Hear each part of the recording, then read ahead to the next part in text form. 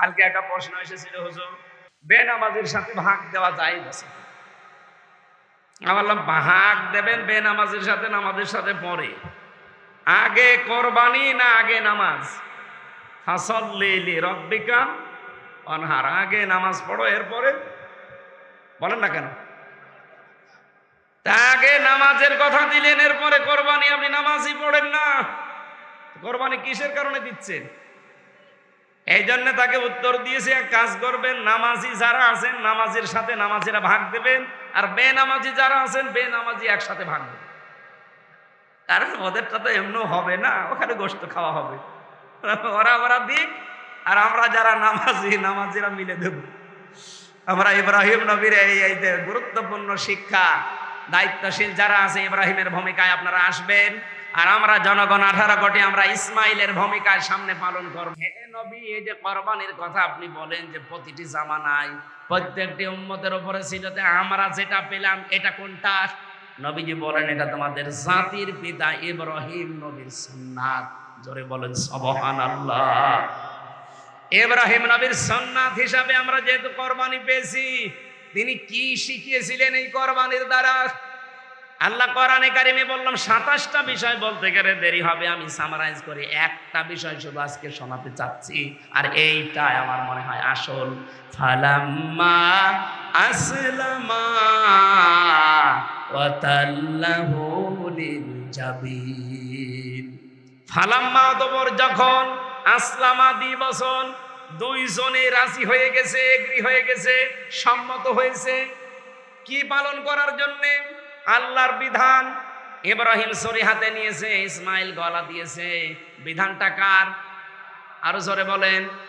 আল্লাহ বলেন দুইজনে যখন রাজি হয়েছে, তাল্লাহু লিল জাবিন, এবং কাজ করেছে জবাই করার জন্যে, এই সময় কিন্তু আল্লাহর বিধানটা পালন করা সম্ভব হয়েছে।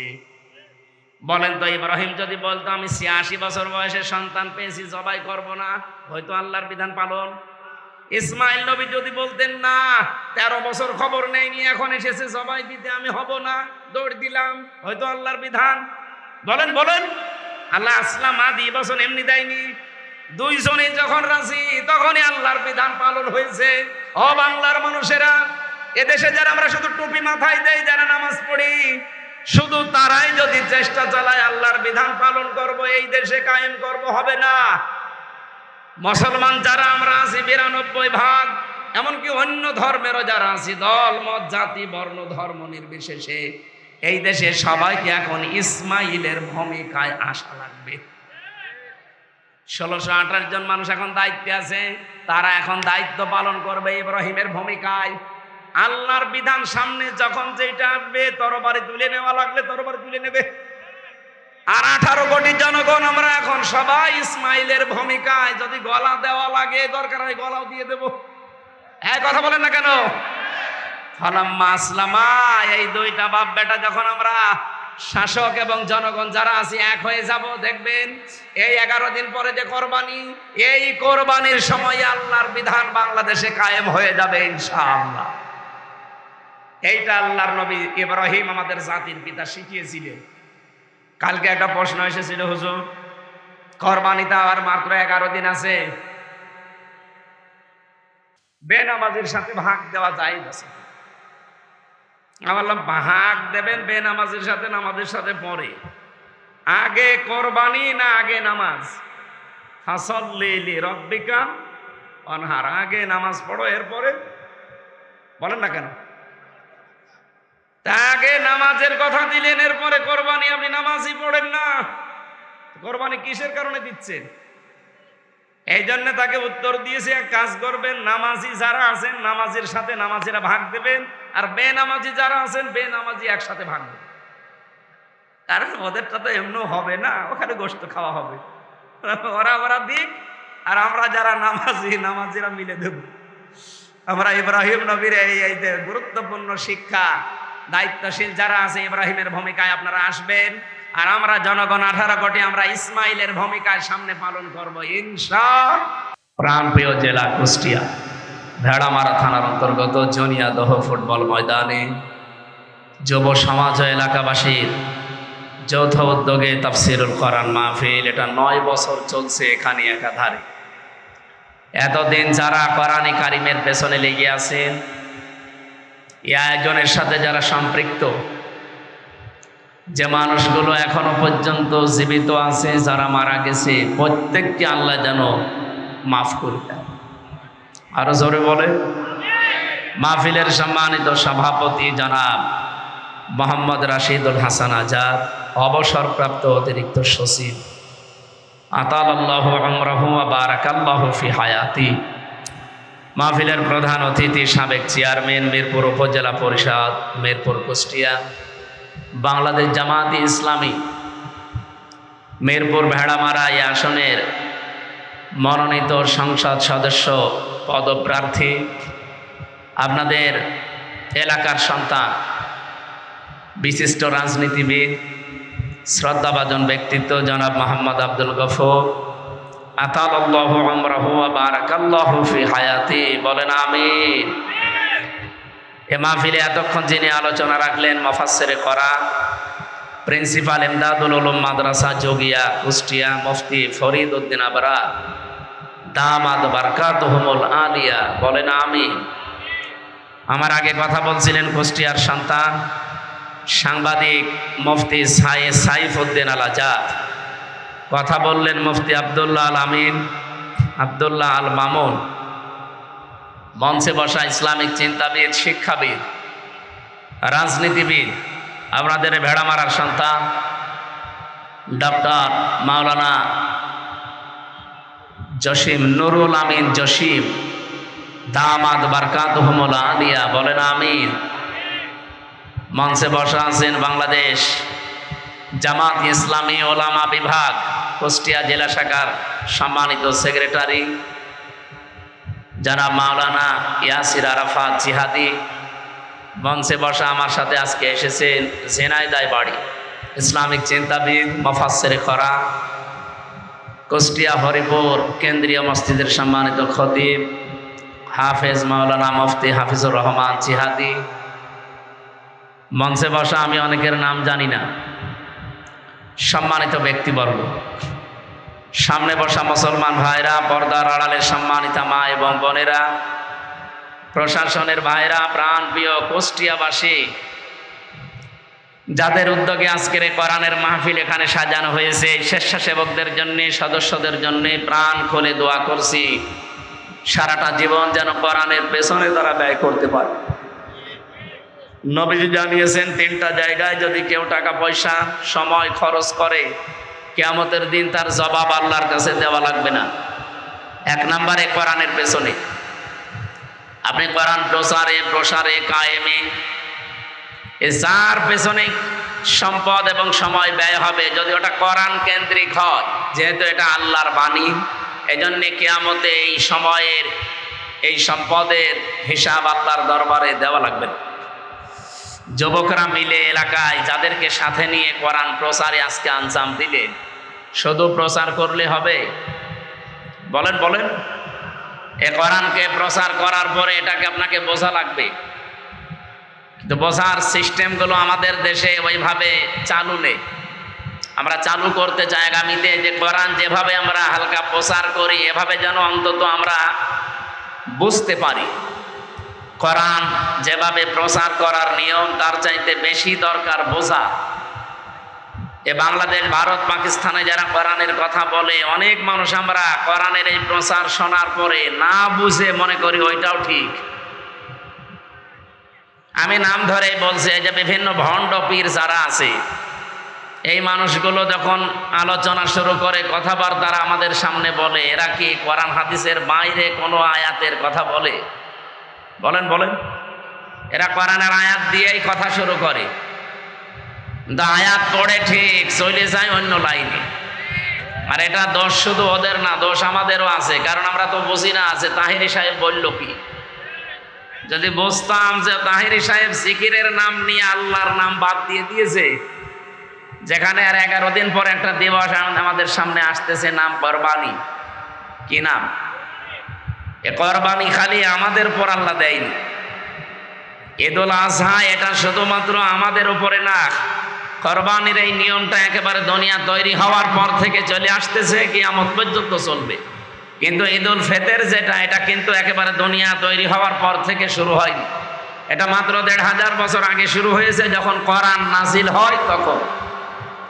রমজানুল মোবারক যখন এই পৃথিবীতে ঘোষণা হয়েছে, তখন এই রমজানের যে ঈদ আমরা বিশ্বনবী হিজরত করার পরে ঘোষণা দিয়েছিলেন, তার ভেতরে এইটা একটা। তার মানে ঈদুল ফিতরের বয়স খুব বেশি না, মাত্র ১৫০০ বছর। আর কোরবানির বয়স কোটি কোটি বছর। আল্লাহ রাব্বুল আলামিন বলেন, ওয়ালিকুল্লি উম্মাতিন জাআলনা মানসাকান, অবশ্যই আমি প্রত্যেক জাতির জন্য কোরবানির নিয়ম এটা বানিয়ে দিয়েছিলাম। এখানে মানসাক শব্দের অর্থ তিনটা। নুসুকের প্রথম অর্থ হচ্ছে জবাই করা। ২ নাম্বার, নুসুক মানে হজের কার্যকলাপ, এখন যেটা চলছে, হাজিরা করছে। ৩ নাম্বারে নুসুক মানে ইবাদত বন্দেগী, যেটা কষ্ট পায়। এই তিনটার সমন্বয়ের নাম মানসাকুন বা নুসুক। তাহলে নুসুকের প্রথম অর্থ যদি আপনি জবাই করা ধরেন, এ পর্যন্ত শেষ করে না দিয়ে আপনি কি বলতে চান আল্লাহ? যে জবাই করো তোমরা প্রত্যেক জাতির জন্য, আমি এটা দিয়েছিলাম বিধান।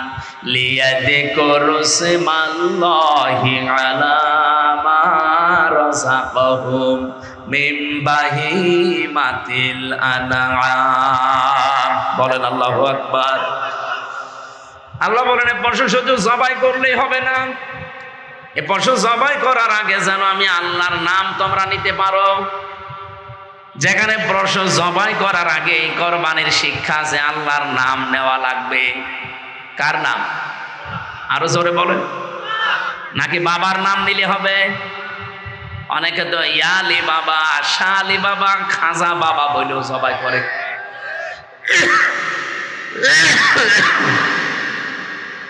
এ ভেড়া মারায় কয়েক জায়গায় হয় আমি জানি।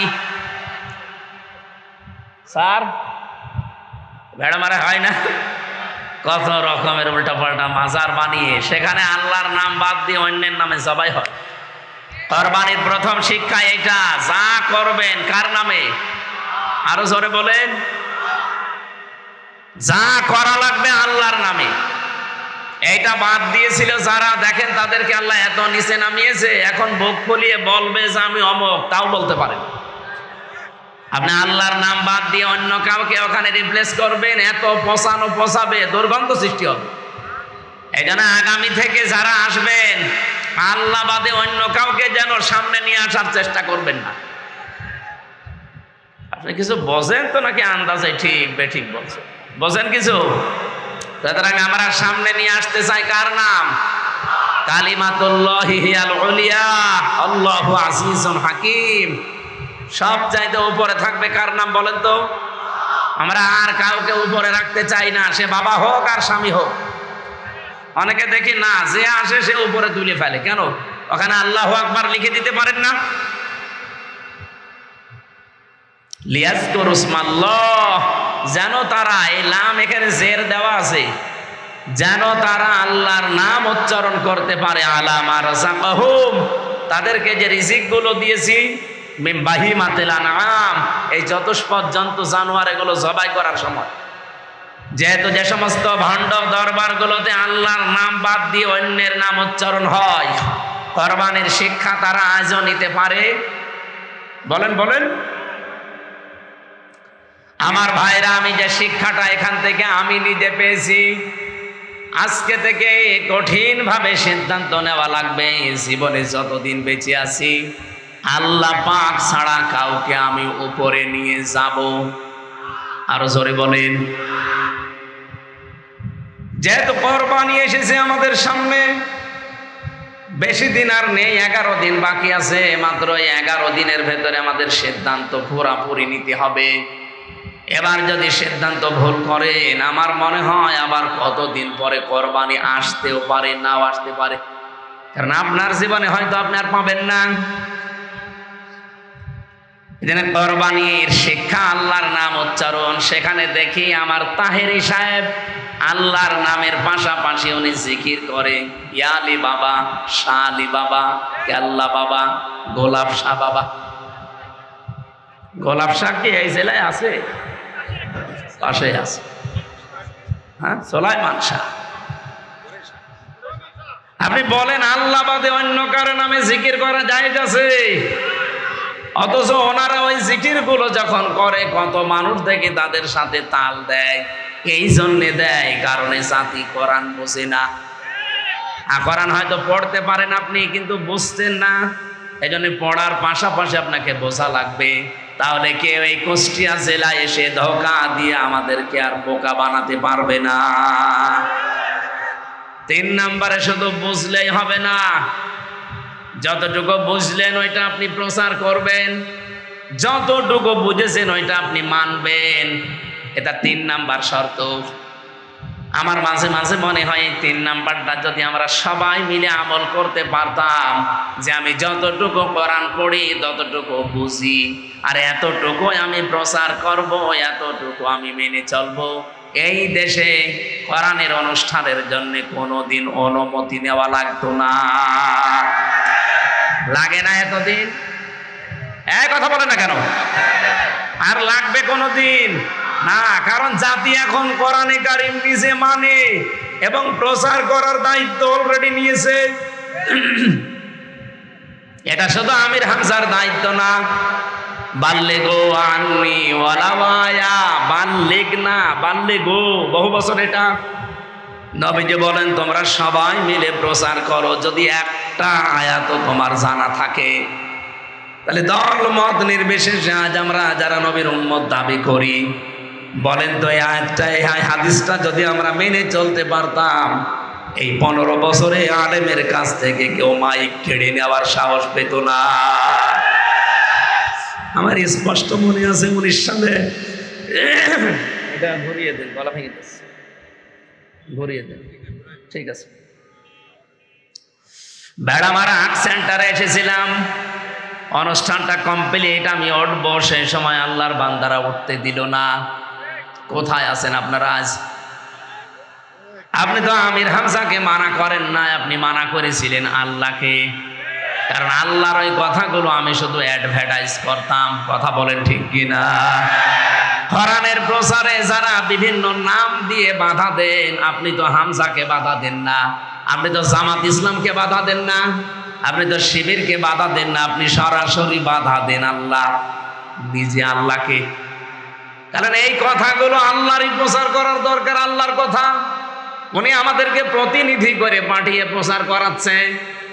কারণ খলিফা শব্দের ব্যাখ্যায় আমি পড়েছি, খলিফা কাকে বলে আমরা অনেকেই জানি না। খলিফা মনে করে যে কাপড় চোপড় সেলাই করে ওইটাও খলিফা, চুল কেটে দেয় খলিফা, ভিক্ষা করে খায় খলিফা, এমনকি বিভিন্ন আস্তালায়, গাছতলায়, বাঁশতলায় যারা বসে আছে তাদের কাছে কিছুদিন থাকলে খলিফা, এর নাম খলিফা।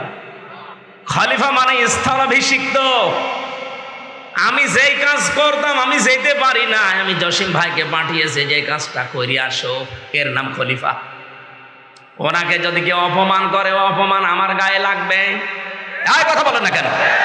কোরআন প্রচার করার দায়িত্ব আল্লাহর নিজের। যেহেতু আল্লাহর এটা সাজে না, তার শানের খেলাফ, এই জন্য আল্লাহ আমাদেরকে পাঠিয়েছেন। ইন্নী জাইলুন ফিল আরদি খলিফা, আমি জমিনে খলিফা পাঠালাম, যাও। আপনি চিন্তা করেছেন কোনদিনই আয়াতটা নিয়ে? ইন্নী, অবশ্যই আমি, জাইলুন ফিল আরদি, আল্লাহ কিন্তু এখানে জাইলুন ফিল খানকা বলেন নাই যে আমি খানকায় খলিফা পাঠাবো। ইন্নী জাইলুন ফিল মাদারিসি খলিফা, মাদ্রাসায় খলিফা পাঠাবো।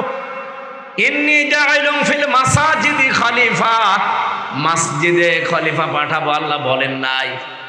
আল্লাহ বলেন ইন্নী জাইলুন ফিল আরদি খলিফা, আমি জমিনে খলিফা পাঠাবো। কোন জায়গায়? আরো জোরে আরেকবার বলেন, আরেকবার বলেন। ও বাংলার মানুষের আজ 54 বছর দেশটা স্বাধীন হয়ে গেল। আল্লাহর বান্দা আমরা যারা খলিফা দাবি করি নিজেদেরকে, আমরা আজ জমিনে নেই।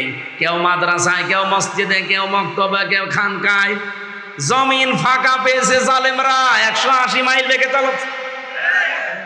এবার আর চালাতে দেবেন? যেহেতু জমিন ফাঁকা পেয়েছিল, যা মনে তাই তাই করতো। এবার জমিন ফাঁকা নেই, এবার আমার মনে হয় নবীর উম্মতেরা, আল্লাহর যারা খলিফা, তারা এখন জমিনে আছে। আর এবার আমরা জমিনে থাকতে চাই না খানকায় দৌড় দেব, মাদ্রাসায়, মসজিদে, মক্তবে, কোথায়? জমিনে থাকা লাগবে। আল্লাহ আমাদেরকে জমিনেই পাঠিয়েছেন। যেটা আল্লাহ পাকের শানের খেলাফ, এটা ঘরে ঘরে এসে কোরআনের কথা প্রচার করা, এটা আল্লাহর মানায় না। ওই দায়িত্বটা আল্লাহ আমাদের মতো মানুষকে খলিফা বানিয়ে পাঠিয়েছে। বাংলার মানুষ ভালো করে শোনেন, রেকর্ড হচ্ছে, সারা দেশে ছড়াচ্ছে।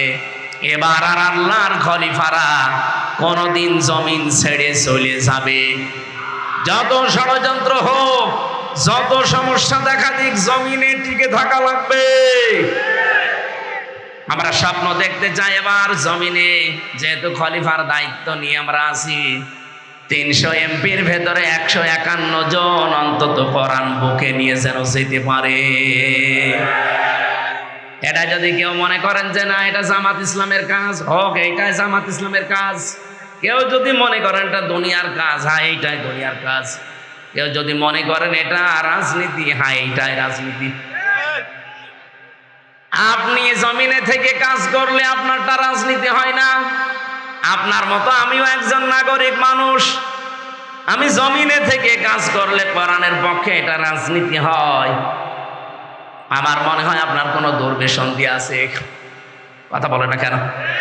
আপনার ভেতরে যে দুর্বিসন্ধি আছে, এটা কিন্তু মানুষ এখন বুঝে ফেলছে। আমি একটা হাদিস পড়েছিলাম, বাংলা বলবো, ওটা রাগ করবেন না। মুসলিম শরীফের হাদিস, নবীজি বলেন, মানিদ্দাআ মা লাইসা লাহু ফালাইসা মিন্না ওয়ালিয়াতাবাওয়া মাকআদাহু মিনান নার। কোন ব্যক্তি যদি এমন জিনিসের দাবি করে যে জিনিস তার না, ওই জিনিস যদি সে নিজের আয়ত্তে নিয়ে নেয়, জোর করে, জবরদস্তি করে, দখল করে, চাঁদাবাজি করে, যেভাবেই হোক, অন্যের জিনিস যদি নিজের আয়ত্তে নিয়ে নেয়, যেই দিন এই কাজ করেছে, ফালাইসা মিন্না, ওই দিন থেকেও নবীর উম্মত আর নেই। কি কথা বললেন না? আপনি বলেন তো, বাংলাদেশে হাদিস মেলে না, এই জবাব দিলেন না? বলেন বলেন, কত মানুষকে আমরা দেখতে পেলাম এই হাদিস বাংলাদেশে, অনেকে আজ মেনে নবীর উম্মত থেকে অলরেডি বের হয়ে চলে গেছে। কথা বলেন ঠিক কিনা? দ্বিতীয় নম্বরটা আরো কঠিন, ওয়ালিয়াতাবাওয়া মাকআদাহু মিনান নার, সে যেন জাহান্নামে নিজের স্থান তৈরি করে নিল। বলেন নাউজুবিল্লাহ। আমাদের জীবন যেন এরকম। কি বৃষ্টি হচ্ছে?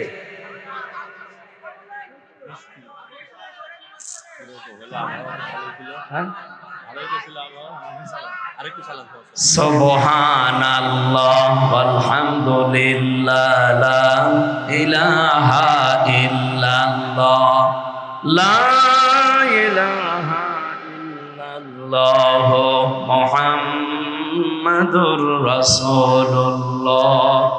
একটু বৃষ্টি সহ্য করা যাবে না? আমরা সব বাদ দিলাম, আর সময় যেহেতু নেই, বিস্তারিত ব্যাখ্যার দিকে যাওয়া যাচ্ছে না। আমরা এখন থেকে কোরআন বুঝতে চাই, এই কারণে কেউ যেন কোরআনের নাম নিয়ে এসে আমাদের ধোঁকা দিতে না পারে। বহু মানুষ এভাবে সারা দেশে ধোঁকা দিচ্ছে, মনে হয় যে কোরআন থেকেই বলছে, অথচ ওগুলো কোরআনের কথা না। 4 নম্বরে কোরআনে কারিমকে দাঁড় করানোর জন্য চেষ্টা করা লাগবে। আল্লাহ এই 4টা শর্ত মেনে কোরআনে কারিমের সাথে যারা সম্পৃক্ত আছেন কবুল করেন, বলেন আমিন। সূরা মারিয়াম 98টা আয়াত আছে, মাত্র একটা আয়াত পড়েছি, 41 নম্বর আয়াত। আল্লাহ রাব্বুল আলামিন, যেহেতু কোরবানি সামনে, প্রথম কোরবানি আদম নবীর সন্তান থেকে সিস্টেম চালু হয়েছিল, আর আমরা যে পশু জবাই করে খাই, এই সিস্টেম চালু হয়েছিল আমাদের জাতির পিতা ইব্রাহিম আলাইহিস সালাম থেকে।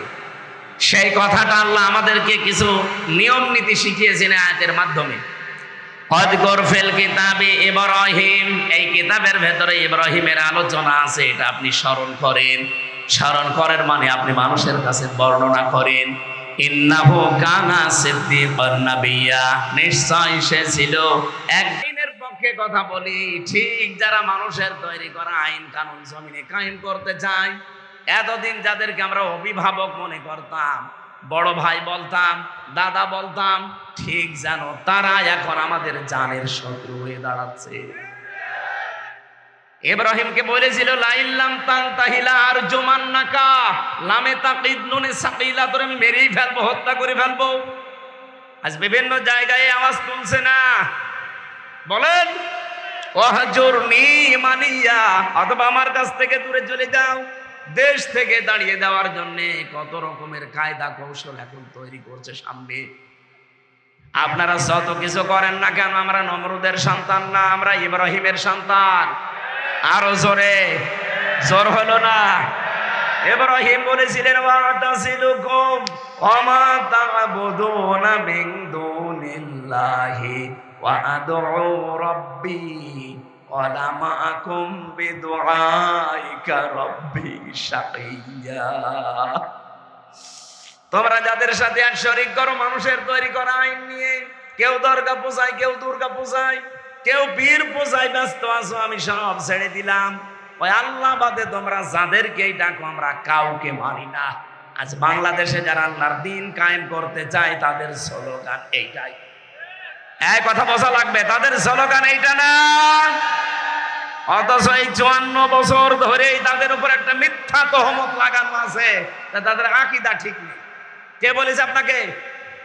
বাংলাদেশ জামাত ইসলামীতে যারা আছে তাদের আকীদা হচ্ছে জমিন আল্লাহর, আইন চলবে আল্লাহর। এই কথার বাইরে যদি তাদের আকীদা থাকে, আমি কোরআন শরীফ মাথায় নিয়ে বলছি আপনাদের, তাদের ভোট দেবেন না। যদি তারা বলে যে জমিন আল্লাহর, আইন চলবে আমার নেতার না, এমনকি মওদুদি সাহেবের আইন চলবে, তাদের ভোট দেবেন না। যদি বলে যে জমিন আল্লাহর, আইন চলবে আল্লাহর, এ কথা বলার পরও যারা বলে এদের আকীদা ঠিক নেই, আপনার কি আকীদা? দেখি আপনার আকীদা দেখি। এই মিথ্যা তহমতটা কেন লাগান একটা মানুষের উপরে? আমি তো নিজে মিশে দেখেছি তাদের, জমিন আল্লাহর, আইন চলবে আল্লাহর, এইটাই জামাত ইসলামের আকীদা। যদি জামাতের থাকে জিজ্ঞেস করে দেখেন, এর বাইরে আকীদা থাকলে ওনাদেরকে ভোট দূরের কথা আত্মীয়তা করবেন না। দরকার মেয়ে বিয়ে দেয়া থাকলে মেয়ে বাদ দিয়ে নেবেন, আকীদা ঠিক নেই। কিন্তু জমিন আল্লাহর, আইন চলবে আল্লাহর, এ আকীদা ঠিক নেই।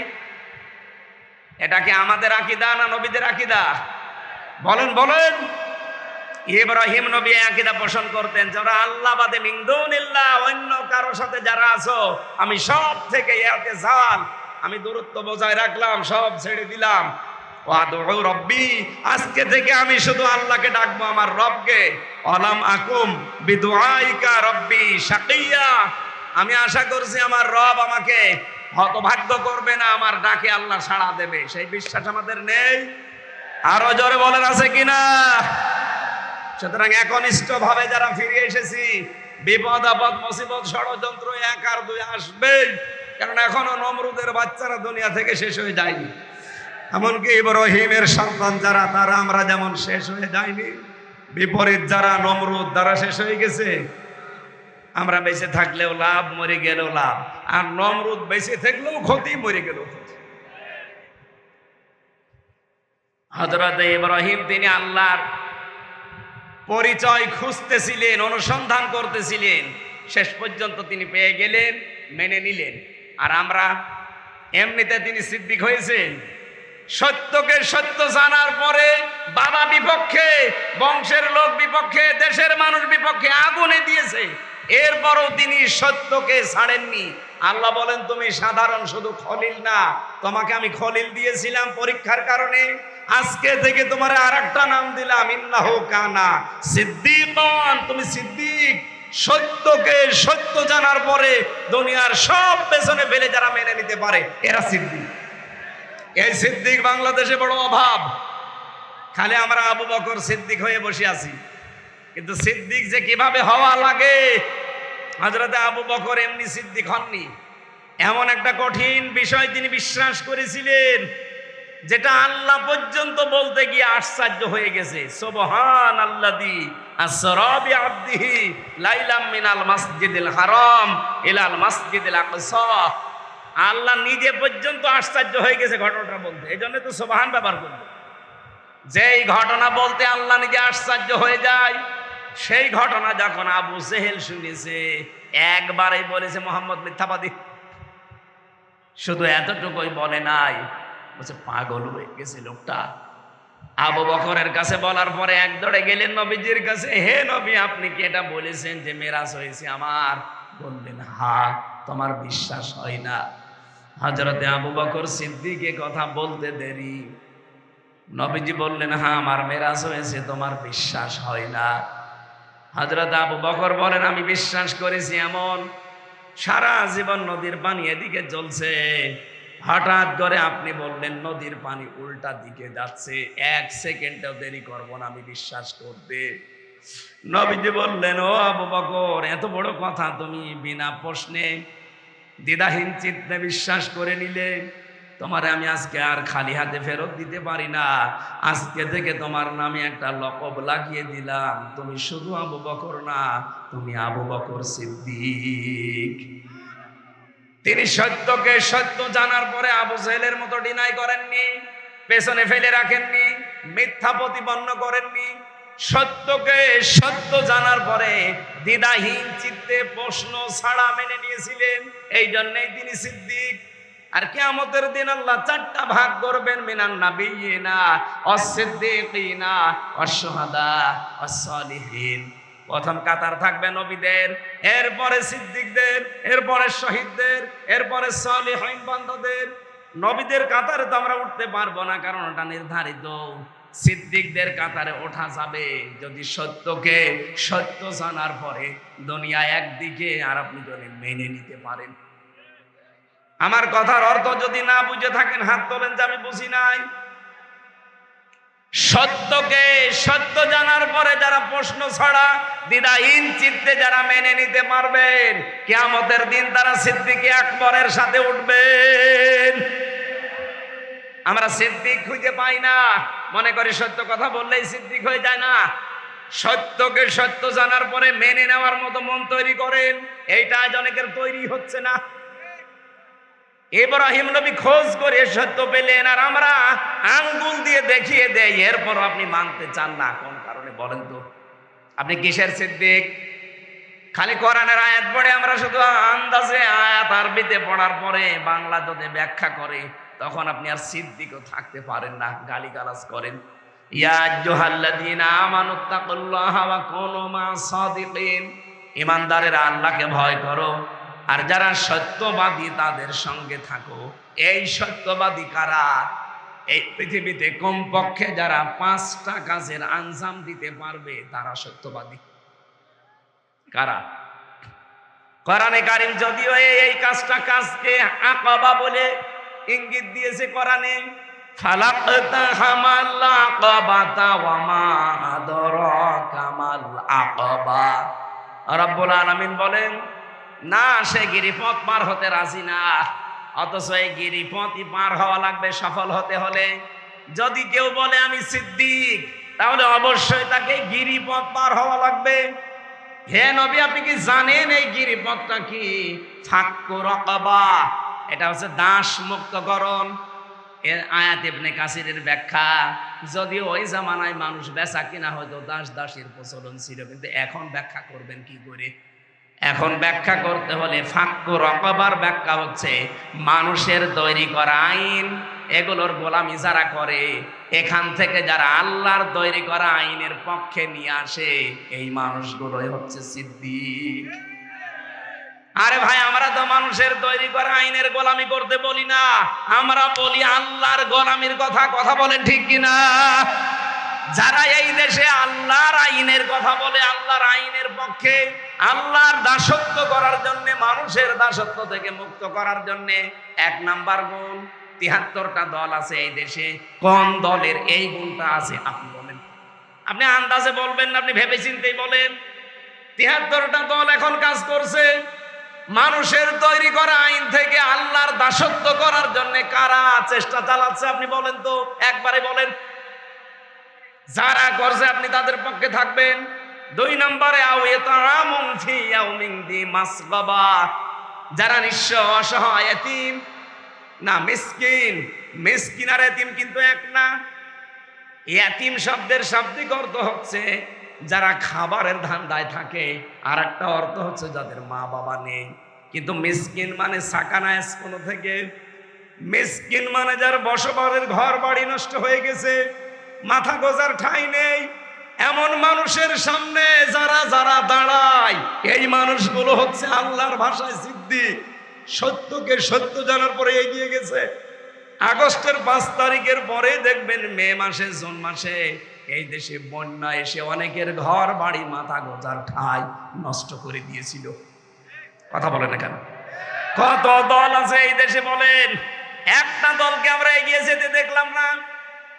ওই ফেনীতে, ওই কুড়িগ্রামে, ওই সিলমারির চরে যারা ভেসে গেছে, বাড়ি ঘর নেই, নিজেদেরও চলে না, এরপরও দেখলাম এই মানুষগুলো সেখানে যে সাধ্য মতো ত্রাণ দিচ্ছে। টাকা আপনার ছিল না, কয় টাকা দিয়েছেন আপনি? এ কাজ তো আপনার টাকায় হবে না, কারণ আপনাকে আল্লাহ সত্যবাদী হিসাবে গ্রহণ করে নাই। 3 নম্বরে ইয়াতীমান দা মাকরাবা, যারা নিকট আত্মীয় স্বজনের ভেতরে এতিম অসহায়, এদের পাশে যারা দাঁড়ায়। কিন্তু বাস্তবতা এত কঠিন, এই বাংলাদেশে অনেক মানুষ আমরা আছি, নিজের আত্মীয় স্বজনের ভেতরে যদি গরিব হয়, আপন বোন গরিব, তার পরিচয় দিতে চাই না। আর ধর্ম বোন পাতিয়েছি মিরপুরে, বছরে 3 বার করে যাই। কথা বলে না কেন? না, আপনি এখনো সিদ্দিক হতে পারেননি, আপনি আসহাবুল মাইমানা হতে এখনো পারেননি। এই কাজটা যারা করে আপনি মিলান, যারা নিকট আত্মীয় স্বজনের খোঁজ খবর নেই, তাদের পাশে গিয়ে দাঁড়ায়, নিজের চলে না তারপরও দাঁড়ায়। এরা এমনি দাঁড়াতে পারে না, এদের পরিবারগুলো ঠিক এইভাবে তারা গড়ে তুলেছে। বাংলাদেশে বহু মানুষ দাঁড়াতে পারেন না তাদের পরিবারের কারণে, আমি তো জানি। এই গুণটা আপনিও অর্জন করতে পারতেন, এতিমান দা মাকরাবা, কিন্তু পারছেন না।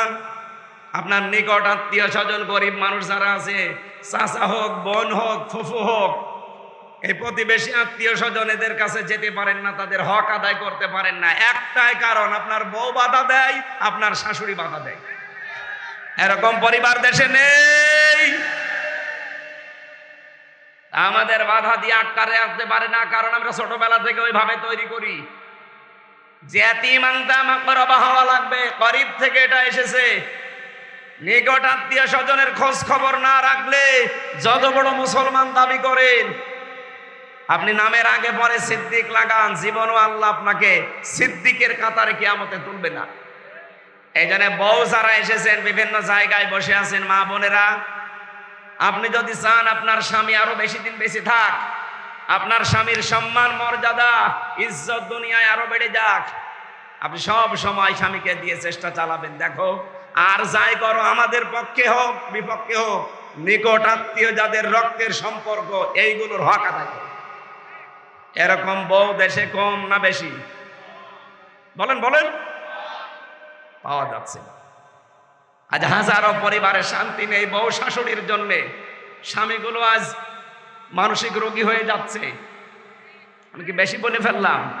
বলেন বলেন। সম্মানিত মা বোন যারা এসেছেন, কিসের নামাজ পড়েন আপনি? আমি জানি যে আপনার রাগ হচ্ছে, আপনি মনে মনে দোয়াও করছেন যে হুজুর এতক্ষণ ভালো ছিল, কি আমাদের পেছনে আবার লাগলো, হুজুর যেন মরে যায়। যাব মরি, তারপরও সত্য বলি যায়। আজ আপনাদের এই বউ আর শাশুড়ির ছোট মনের কারণে হাজারো স্বামী আমরা আজ মানসিক রোগী। কারা কারা এরকম ঝামেলায় আছেন? হাত তোলেন তো, তোলেন। সুইসাইড পর্যন্ত করছে পলাশ সাহা, এসপি ছিল। শুধু মা আর বর এই ঝামেলার কারণে লোকটা মরে গেল। আমরা যেন এরকম পাগলামি কেউ না করি, সাবধান হওয়া লাগবে। সিদ্দিক হওয়ার জন্য পরিবারকে এভাবে গড়ে তোলেন। এই জন্য বাংলাদেশে ৭৩টা দলের একটা দল আমি পেয়েছি, যেই দল করলেই হয় না, ওই দলে প্রতি সপ্তাহে 2 দিন করে অন্তত পারিবারিক বৈঠক করা লাগে, কোরআন আর হাদিস দিয়ে। খালি আপনি সিদ্দিক হবেন হবে না, তার পরিবারটাও সিদ্দিক করা লাগবে। এই কথা বলেন না কেন? সিদ্দিক আয়েশা সিদ্দিকা কি আকাশ থেকে পড়েছিল? তাকে তৈরি করা লেগেছে। আমাদের পরিবারেও যারা আয়েশা, খাদিজা, ফাতেমা আছে, তাদেরকে আমরা আয়েশার মতো সিদ্দিকা বানাতে চাই। বলেন বলেন। আহ্বান জানাচ্ছি, দিয়ে দেন, দেখবেন এমনি আপনার বউ সিদ্দিক হয়ে যাবে। প্রতিদিন 8টা 9টা করে ঘর পূরণ করা লাগে। এমনি আপনার বউ 3 মাস 6 মাসে দেখবেন ওর চরিত্র পাল্টিয়ে ও অলরেডি এখন ফাতেমাতুজ জহরা আয়েশা সিদ্দিকার অনুসারী অনুগামী অলরেডি হয়ে গেছে। এই জন্য একটা বই আছে আমার, আপনারা নিয়ে মেয়েকে পড়াবেন, বউকে দেবেন। আদর্শ 6 জন আদর্শর জীবন নিয়ে লিখেছি। মেয়েদের কারা কারা আদর্শ এই গাড়িতে আছে ওইটা, যদি থাকে কোনো জায়গায় আশপাশে কোনো দোকানে গাড়িতে কোনো জায়গায় মাহফিল হলে ওইটা নিয়ে পড়াবেন। মেয়েদের এই ছোট মনটা যদি বড় হয়ে যায় না, এই ব্রড মাইন্ডের মন হয়, ন্যারো মাইন্ডের বাদ দিয়ে আমাদের পরিবারগুলো হয়ে যাবে এক একটা জান্নাতের মতো। আজ হাজারো পরিবারে সন্তান নিজের মাকে বাবাকে বিনা কারণে আলাদা করে দিচ্ছে, কোনো অভাব নেই, এরপরও আলাদা করে দিচ্ছে শুধু ওই বর ছোট মনের কারণে। আর ওই বউকে ফসলায় ওর মা ওখান থেকে শাশুড়ি। এরকম ডেঞ্জার শাশুড়ি আছে কার? আমার ভাইরা, 4 নম্বরে গুণ পেয়েছিলাম কোরআনে কারিমের সূরা বালাদে, ইয়াতীমান যা মাকরাবা আও মিসকিনান যা মাতরাবা। ধোলা মলিন যারা, নিঃস্ব যারা, নিজের শরীরের ভেতরে ঘাম ঝরে, যে মানুষগুলো চেহারায় ক্লান্তি শ্রান্তি লেগে থাকে, এই মাতরবা মানে তুরব থেকে এসেছে, ধোলাবালি যাদের শরীরে লেগে থাকে, এদের কাছে যারা এগিয়ে যায়, আমি নিজের চোখে দেখাই যে কোরআন আমার সামনে। এই যে বিশাল তাপদাহ চলছিল বাংলাদেশে, আমি ওই সময় খুলনা বাগেরহাট মংলা ছিলাম, 49 ডিগ্রি সেলসিয়াস চলছিল। ফেসবুকে দেখলাম ভিডিও, বাংলাদেশে কুষ্টিয়া জেলা জামাতের পক্ষ থেকে মজমপুর গেটে চড়হাসে, ওই লাহিনী বটতলায় ত্রিমোহনীতে বিভিন্ন জায়গায় তারা স্যালাইন পানি শরবত নিয়ে এই ধুলি মলিন যারা খেটে খায় তাদের সামনে এগিয়ে দিচ্ছে। এরা তো কর্মসূচি নিয়েছে কোরআন থেকে, আর আপনি কোথা থেকে নিয়েছেন? আপনার কি টাকা কম আছে? কথা বললে অনেকে মনে কর হুজুর খালি ওই দিকে টেনে বলেন, আরে ভাই ওদের সাথে মিলিয়ে যায়, আমি করবো কি? আপনার সাথে তো মেলে না। এত বড় তাপদাহ চলে গেল, কয় টাকা খরচ করেছেন আপনি? অথচ যারা খরচ করলো ওদের দিকে তাকান, ওদের নিজেদেরই সংসার চলে না। 20 টাকার পানির বোতল, 10 টাকার স্যালাইন, 8-10 টাকার শরবত মিলে 40-50 টাকায় ধনী মলিন মানুষকে খাওয়াচ্ছে। ওরা কর্মসূচি হাতে নিয়েছে কোরআন থেকে, কারণ ওরা সিদ্দিক। কিয়ামতের দিন আবু বকর সিদ্দিকের সাথে, ইব্রাহিম খলিল সিদ্দিকের সাথে তারা উঠবে। জোরে বলেন সুবহানাল্লাহ। আল্লাহ পাক বলেন এরপরও আরো কিছু গুণ আছে। সুম্মা কানা মিনাল্লাযীনা আমানু ওয়া তাওয়াসাউ বিস-সাবরি ওয়া তাওয়াসাউ মারহামাত ইলা আখিরি আয়াত। এরা ঈমান আনবে, ঈমানের ভেতরে কোনো ভেজাল রাখবে না। ঈমানের ভেজালের নাম হচ্ছে শিরিক। ঈমানের ভেজালের নাম কি? আরো জোরে বলেন, বলেন বলেন, ভালো করে বুঝবেন। আমি 3 বার বলেছি, কিন্তু ঈমানের ভেজালের নাম কি? আজ বাংলাদেশে ঈমানের ভেজালে শিরিক আছে না নেই? এই যে এখন কাবায় যাচ্ছে মানুষ, সূরা আলে ইমরানের 93, 94, 95 নম্বর আয়াতগুলো একটু মিলাবেন বাড়িতে। আল্লাহ পাক বলেন ফিহি আয়াতুম বাজ্জিনাতুম মাকামু ইব্রাহিম ওয়া মান দাখালাহু কানা আমিনা ইলা আখিরি আয়াত। আল্লাহ বলেন আমার এই কাবার এরিয়ার ভেতরে বহু নিদর্শন আছে, তার অন্যতম নিদর্শন মাকাম ইব্রাহিম। আমার এই কাবার চত্বরের ভেতরে যারা প্রবেশ করবে তারা নিরাপত্তা পেয়ে যাবে। এই গ্যারান্টি কার? আরো জোরে। বাংলার মুসলমানেরা বলেন তো, বাংলাদেশ কি কাবা শরীফ? জবাব দিলেন না। কুষ্টিয়া কাবা শরীফ। তাহলে আল্লাহ যে দিলেন ওমান দাখালাহু কানা আমিনা, এই ঘরে প্রবেশ করলে সে নিরাপদ। নিরাপত্তার বেষ্টনীতে সে স্থির থাকতে পারবে, কেউ তার ক্ষতি করতে পারবে না এরিয়ার ভেতরে গেলে। আমি নিজে দেখেছি বাইরে কত চিন্তায় হয়, মারামারি কাটাকাটি গালিগালাজ আছে, কিন্তু কাবার এরিয়ার ভেতরে কোনো মারামারি কাটাকাটি নেই। কেন ওই জায়গাটা নিরাপত্তার বেষ্টনী দেওয়া? হামজা দিয়েছে কে? আরো জোরে। কেন দিয়েছে? কারণ ওই এরিয়ার ভেতরে কোনো শিরিক নেই, কাবার এরিয়ার ভেতরে কোনো শিরিক নেই। এ কারণে আল্লাহ বলেন আল্লাযীনা আমানু ওয়া লাম ইয়ালবিসু ঈমানাহুম বিজুলমিন উলাইকা লাহুমুল আমন। সূরা আনআমের ৮২ নম্বর আয়াতের প্রথম অংশে আছে, যারা ঈমান আনার পরে ঈমানের সাথে শিরিক মিশ্রণ করে না। এখানে জুলুম মানে শিরিক, শিরিক মিশ্রণ যারা করে না, উলাইকা লাহুমুল আমন, এই মানুষগুলোই আল্লাহ বলেন এই মানুষগুলোই নিরাপত্তার হকদার।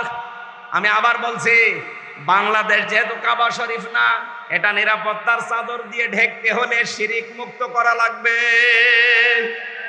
কথার অর্থ বুঝে ফেলেছেন? বাংলাদেশ যদি সত্যি এখন নিরাপত্তার চাদর দিয়ে ঢাকা লাগে, পাশের প্রতিবেশীর দেশ থেকে আন্তর্জাতিক যত ষড়যন্ত্র সব মোকাবেলা করার জন্য, নিরাপত্তার জন্য দেশের ইমানদারদের শিরিক মুক্ত হওয়া লাগবে। বলেন বলেন, শিরিক কি? আল্লাহ যেটা পারে ওইটা অন্য কেউ পারে, এই বিশ্বাস করার নাম শিরিক। আরে শিরিক যারা করে তারা মুশরিক। কথা বলেন না কেন? সন্তান দিতে পারে কে? অন্য কেউ পারে। আইন দিতে পারে কে? অন্য কেউ পারে। যারা বলেন যে না আল্লাহর আইন আছে, মানুষের তৈরি করা আইনগুলো আমরা কায়েম করতে চাই, যে দলের লোক আপনি হন, আপনি মুশরিক। আপনার কারণে এত নিরাপত্তাহীন হয়ে যাচ্ছি আমরা। আমরা কোরআনে কারিমের বিধান দিয়ে দেশটা চালিয়ে ঈমানকে শিরিক মুক্ত করার মাধ্যমে কাবার এরিয়ার মতো ৫৬,০০০ বর্গ মাইলকে নিরাপত্তার চাদর দিয়ে বেষ্টন দিতে চায়। আমার কথার অর্থ বোঝা গেছে? উলাইকা লাহুমুল আমন। আল্লাহ বলেন এইভাবে আমি দেখালাম, উলাইকা মনে হচ্ছে তার আঙ্গুল দিয়ে দেখাচ্ছে। এই ৫৬,০০০ বর্গ মাইল যেই দিন শিরিক মুক্ত হবে, আল্লাহ যেটা পারে অন্য কেউ পারে না, এই বিশ্বাস নিয়ে যখন আমরা চলতে পারবো, এই দেশটা কাবার এরিয়ার মতো আপনি দেখবেন এটা নিরাপত্তার চাদর দিয়ে আল্লাহ বেষ্টন করে রেখেছে। যত রকমের ষড়যন্ত্র ৪ দিন চলছিল, এই ষড়যন্ত্র ৪ দিন না ৪০,০০০ বছর ধরেও যদি চলে, আমরা শিরিক মুক্ত ঈমান গঠন করতে পারলে সব মোকাবেলা করবে কে? আল্লাহুম্মা ইন্না নাজআলুকা ফি নুহুরিহিম ওয়া নাউযু বিকা মিন শুরুরিহিম। মুখস্থ করে এটা সব সময় মুখে রাখবে। আল্লাহ ওদের মোকাবেলায় আমরা তো পারলাম না, তোমাকে রাখলাম। পারবেন আল্লাহ? বলেন বলেন। যত ষড়যন্ত্র চালাচ্ছে আমাদের দাদা বাবুরা মিলে, বিভিন্ন মোড়লদেরকে ধরে ধরে, সব ষড়যন্ত্রের মোকাবেলায় আমাদের এই মানে আর কাজ না। কাকে রাখলাম? আরো জোরে। নিজের জায়গা থেকে শিরিক মুক্ত হওয়ার চেষ্টা চালাবো আমরা। আশা করছি অবশ্যই আমার আল্লাহ আমাদেরকে নিরাপত্তার চাদর দিয়ে বেষ্টন করে রাখবেন। এজন্য সিদ্দিক হওয়ার প্রথম শর্ত, সত্যকে সত্য জানার পরে দ্বিধাহীন চিত্তে মেনে নেওয়ার মন মানসিকতা, ওই রকম যোগ্যতা নিজেকে তৈরি করেন। অথবা সাওবিল হাক্কি অথবা সাওবিল মারহামা অথবা সাওবিস সাবরি অথবা সাওবিল মারহামা। তারা সবরের উপদেশ দেবে। পরিস্থিতি যত কঠিন হোক ধৈর্য ধারণ করা লাগবে, এইটাই হচ্ছে একমাত্র ঔষধ। কি কথা বলেন না কেন? উযিনা লিল্লাযীনা ইউকাতালুনা বিআন্নাহুম যুলিমু। আল্লাহ বলেন অনুমতি দেওয়া হয়েছে যুদ্ধের, জিহাদের যারা জুলুমের শিকার হয়েছিল তাদেরকে। এই আয়াতটা নাযিল হয়েছিল সেই সময়, আমি প্রেক্ষাপট মিলিয়ে দেখেছি, ওই সময় ১৩ বছর নবীজি অত্যাচার জুলুম সহ্য করেছিলেন। একটাই তার অস্ত্র ছিল ধৈর্য। কি ছিল? বলেন বলেন। ১৩ বছর একাধারে জুলুম অত্যাচার সহ্য করেছেন, কিন্তু ঔষধ ছিল মাত্র একটা, ধৈর্য। ধৈর্যের পরে ১৩ বছর পার হয়ে তিনি পেলেন উযিনা। আল্লাহ বলেন অনুমতি এবার দিয়ে দিয়েছি। আল্লাযীনা ইউকাতালুনা বিআন্নাহুম যুলিমু। তোমরা এবার লড়াই করো, সংগ্রাম করো, ওদেরকেও মারতে পারো, কারণ তোমরা মাজলুম। উনি তো ১৩ বছর পরে অনুমতি পেয়েছিলেন। বাংলাদেশে আমরা মুসলমানেরা আজ ১৫ বছর পরে অনুমতি পেয়ে গেছি। উনি যদি ১৩ বছর পরে অনুমতি পায়, ১৫ বছর পরে পাবো না? এই কথা বলে না কেন? এই জন্য আজকে দুপুর বেলা একটা আয়াত পড়ছিলাম, ইকাতিলুনা ফি সাবিলিল্লাহ ফায়াকতুলুনা ওয়া ইউকতালুন। তোমরা লড়াই করবা, সংগ্রাম করবা আল্লাহর রাস্তায়, আগে মারবা এরপরে মরবা। আগে মায়ের খাবা এরপরে মারবা না, আগে মারবা এরপরে মরবা। এখন মার দেওয়ার জন্য যে সিস্টেম দরকার ওগুলো আমরা জানি না, কারণ আমাদের হাতে ওরকম কিছু নেই, ওইগুলো এখন তৈরি করা দরকার। আজ পাকিস্তান একটু দাঁড়িয়েছিল, এরা নমো নমো বলে টের পাচ্ছিল। শেষ পর্যন্ত বাপ ডেকেছে, সৌদি আরব ধরে হয়নি, আমেরিকারে ধরে বলছে বাবা বাসান। আমারও মনে হচ্ছে এখন ফায়াকতুলুনা ওয়া ইউকতালুন। দেশি বিদেশি যত ষড়যন্ত্র আমাদের বিরুদ্ধে আছে, আমরা তো 13 বছর না 15 বছর পার করে ফেলেছি, আমাদেরকেও আল্লাহ অনুমতি দিয়ে দিয়েছে। এখন আমাদেরকেও শক্তি অর্জন করা লাগবে, মিডিয়া হাতে নেওয়া লাগবে। এই কথা বলছেন, আজ ওদের ছেলে মেয়েরা ডাক্তার হয়, আমাদেরকেও ডাক্তার বানাতে হবে। ওরা ডাক্তার দিয়ে আমাদের মারবে, আমরা ডাক্তার দিয়ে ওদেরকে বাঁচাবো। ফায়াকতুলুনা ওয়া ইউকতালুন। ওরা যেই জিনিস দিয়ে মারে, তোমরা আগে ওখানে মারো, এরপরে মরবা, মরা পরে, আগে মারা লাগবে। ওরা আজ ওদের ছেলে মেয়েদেরকে ইঞ্জিনিয়ার বানায়, রডের বদলে বাঁশ দিয়ে আমাদের মারে। আমরা আমাদের ছেলে মেয়েদেরকে ইঞ্জিনিয়ার বানাবো। ওরা ছেলে মেয়েকে ডিসি বানায়, এসপি বানায়, টিএনও বানায়, ওসি বানায়। আমরাও সামনে ছেলে মেয়েদেরকে ডিসি, এসপি, টিএনও, ওসি বানাবো। বলেন বলেন। ওরা ছেলে মেয়েদেরকে এমপি বানিয়েছে, মন্ত্রী বানিয়েছে, আমরাও ছেলে মেয়েদেরকে সামনে এমপি বানাবো, মন্ত্রী বানাবো। ওরা যা মারে ওইভাবে মার। ওরা বহু মায়ের ধরে দিয়েছে আমাদেরকে এই 54 বছর ধরে ধরে।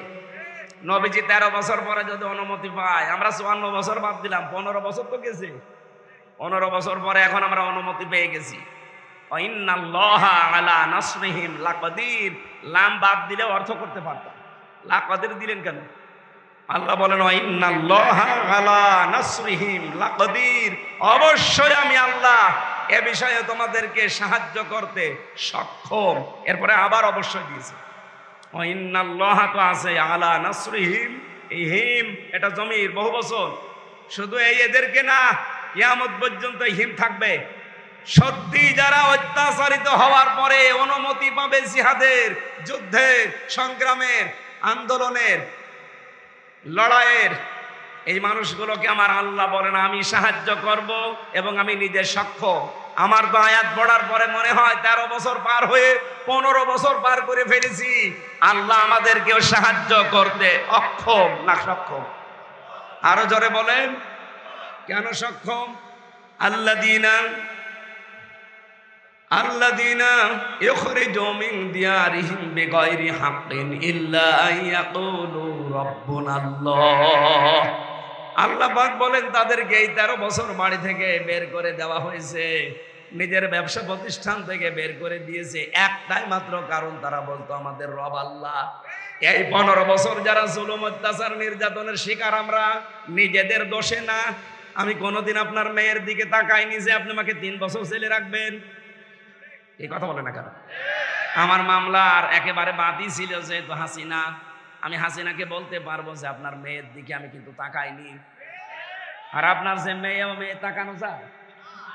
হাফিজের মতো 4-5টা চলে না, আর আমি বলেন ওই মেয়ের দিকে তাকে আমি করবো কি? তারপরও বিনা কারণে আপনি আমার 3টা বছর জীবন থেকে কেড়ে নিলেন। একটাই অপরাধ ছিল, আমি কোরআনের কথা বলতাম। বলেন বলেন। এই দেশে যত মানুষ, এই আলেমরা, আমি একা, আমি 76 জনের সাথে ছিলাম, যত মানুষ এইভাবে জেলে পৌঁছেছে, কষ্ট পেয়েছে, গুম হয়ে গেছে আয়না ঘরে, একটাই অপরাধ ছিল, আমরা বলতাম আল্লাহর কথা।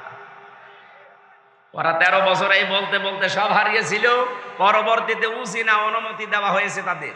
আমাদেরকেও আল্লাহ মনে হচ্ছে অনুমতি দিয়ে দিয়েছে, সামনে ইসলামের বিজয় এদেশে আসবে ইনশাআল্লাহ।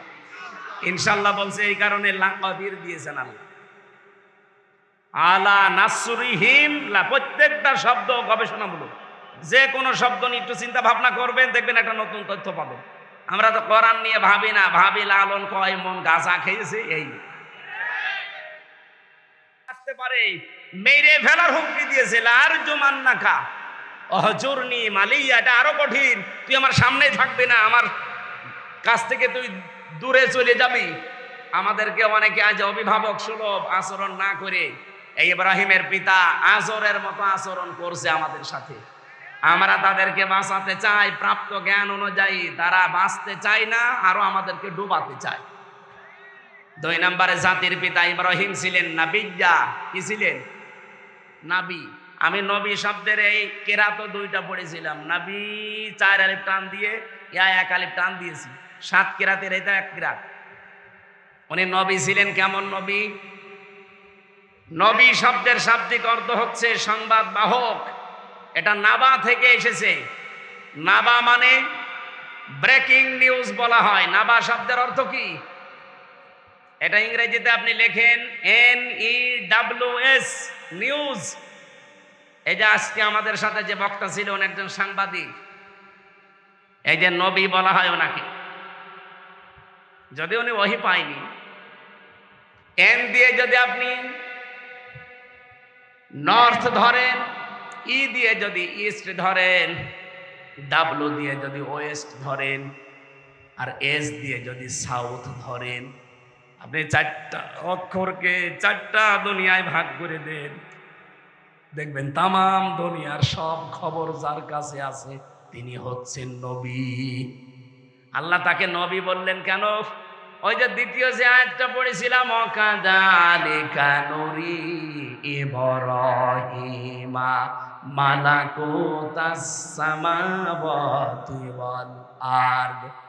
আমি নিজে দেখিয়েছিলাম আমার ইব্রাহিমকে আকাশ আর জমিনের শাসন ব্যবস্থা কি করে চালানো লাগে, কি করে পরিচালনা করা লাগে, এগুলো সব আমি তাকে দেখিয়েছিলাম। এই জন্য ইব্রাহিম নবীকে আমার আল্লাহ চারিদিকের সংবাদ তার কাছে দিয়েছিলেন। তিনি সাধারণ এরকম কেউ ছিলেন না, তিনি ছিলেন নবী।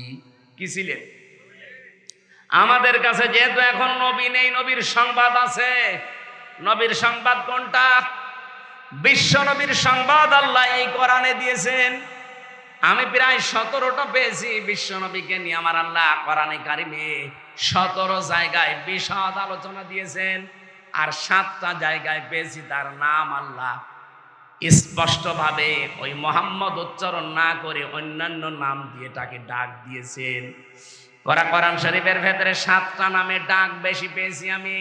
মোহাম্মদ, আহম্মদ, আব্দুল, মুজাম্মিল, মুদ্দাসসির আর তহা, ইয়াসিন।